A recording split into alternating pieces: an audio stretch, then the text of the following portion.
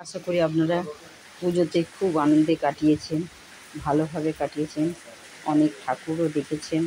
আমাদের এখানে ঠাকুর তো খুব কমই হয়, কলকাতার মতো তো হয় না, তার দূরে দূরে হয়। যে কটা পেরেছি সামনেও দেখেছি, আপনাদের শেয়ার করেছি। আর আপনারা আশা তো করি যে খুবই সুন্দরভাবে ভালোভাবে আপনারা আনন্দ করেছেন। হ্যালো বন্ধুরা, আশা করি আপনারা সবাই সুস্থ আছেন, ভালো আছেন। আপনাদের সকলকে জানাই শুভ বিজয়ার শুভেচ্ছা, ভালোবাসা, বড়দের প্রণাম। কালকে আর জানানো হয়নি, কালকে এখানে আর কি সন্ধেবেলা থেকে এত বৃষ্টি মুষলধারে শুরু হয়েছে যে কি বলবো। আগে তো মাঝে মাঝে ঝিরিঝিরি পুজোর সময় হতো, আবার থেমে যেত, কিন্তু কাল থেকে খুব বৃষ্টি হয়েছে। আর এখনও সকাল থেকে বৃষ্টি হয়েই যাচ্ছে। ভেবেছিলাম পুজোর যা যা জামা কাপড় শাড়ি সব পরিয়েছিলাম এক এক করে সব ধুয়ে তুলবো, সে আর হলো না।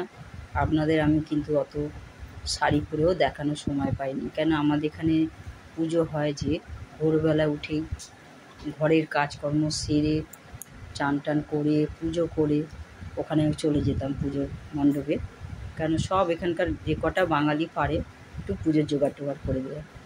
তা এই জন্য আর আমরা ভালো করে সাজার টাইমও পেতাম না। তা সেই জন্য আর শুধু আমি খালি যেটুকু হতো সেটুকু আপনাদের সঙ্গে শেয়ার করেছি প্রত্যেক দিনই। সেই পঞ্চমী থেকে শুরু হয়েছিল, তা এই হলো। কিন্তু এত বৃষ্টি হচ্ছে, এত বৃষ্টি এখনও হয়ে যাচ্ছে।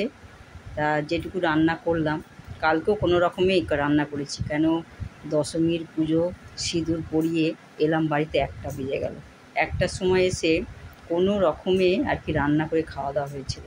আবার বিকেল 4টে 4:30-র মধ্যে ঠাকুর নিয়ে যাওয়া হয়েছিল, সেটাও আমি শেয়ার করেছি আপনাদের। তা হলো, তা আজকে তোমার ঘরে যা আছে সেই দিয়েই রান্না করলাম। অল্প একটু মাছ ছিল, কেন এত বৃষ্টি হচ্ছে বাজারে যাওয়ার মতো অবস্থা নেই। তা কী কী রান্না করলাম সেটা আপনাদের একটু দেখাই। আর একটু বৃষ্টি হচ্ছে, বাইরেটা একটু দেখাচ্ছি আপনাদের। এই দেখুন, আমি বারান্দায় দাঁড়িয়ে দেখাচ্ছি কি বৃষ্টি হয়ে যাচ্ছে সব জায়গায়, সব ফুটুন সমানে। আর আমার এই তুলসী গাছ, তার পাশে একটা তুলো গাছ হয়েছে, দেখুন কত বড় হয়ে গেছে। এই তুলো গাছটা প্রদীপের তুলো আর কি দিয়ে, আর বীজাটা কী করেছি ওইখানেই পুঁতে দিয়েছিলাম। তো দেখলাম গাছ বেরোলো, তো আমি আর তুলে অন্য জায়গায় লাগাইনি, আনছি একটুখানি বড় হচ্ছে, হোক, যে কদিন আর কি যদি তুলো পাওয়া যায়, তারপর তো গাছ শুকিয়েই যায়। তাই এই আর কি কোনো রকমে পুজো করেছি বৃষ্টিতে ভিজে। এই আমার এই মনসা গাছটা আমি অনেকবার দেখিয়েছি, ওই শাশুড়ি মায়ের মনসা গাছ দেখুন, এই দেখুন কত লম্বা হয়েছে। এই দেখাচ্ছি, এই দেখুন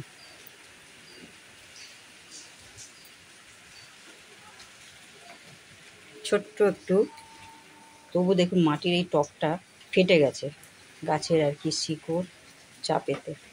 আলাদা করে আস্তে করে বসাতে যাব এত লম্বা ধরে, সেটাও ভয় লাগছে যে ভেঙে পড়ে না যায়। তাই এই হচ্ছে, ওই বাড়িটা দেখাচ্ছি। আর বেশি বৃষ্টিতে তো দেখাতে পারবো না, খুবই বৃষ্টি হচ্ছে।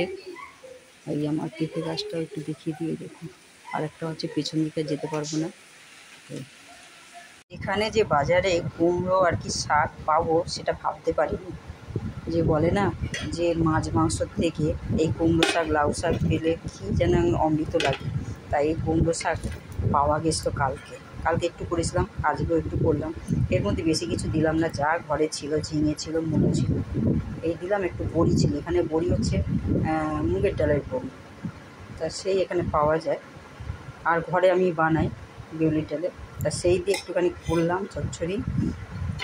খুব সুন্দর আর কি আনন্দ পেলাম আর কি। কুমড়ো শাক পাওয়া গেছে, কিন্তু এখানে পাওয়া যায় না, হয়তো অনেক বাঙালিরা তো আর ছাড়বে না কুমড়ো শাক খেলে। আর এই হচ্ছে তোমার একটুখানি পনির আর কি ছিল, পনিরের একটু তরকারি করা হয়েছে। পনিরটা একটু ছানা হয়ে গেছে, কেন যখন বাজার থেকে আনা হয়েছিল পনিরটা পুরো ছিল না, পনিরের মতো চাপ ছিল না, ভেঙে গেছিলো আর কি। তাই একটুখানি তরকারি করা হয়েছে। আমার এক ছেলে মাছ ফাছ খায় না, তাই জন্য। আর এই একটু বাঁচা মাছ ছিল, কালকে খেয়েছি, আজকে কিছুটা ছিল, সেই একটুখানি আলু দিয়ে করলাম। খুব সিম্পল একদম, খুব গাঢ় না ঝাল আর কি, পাতলাই ঝোল হয়েছে। আর এই করলাম, সেটা আপনাদের সঙ্গে একটু শেয়ার করলাম। আপনারা সবাই ভালো থাকুন, সুস্থ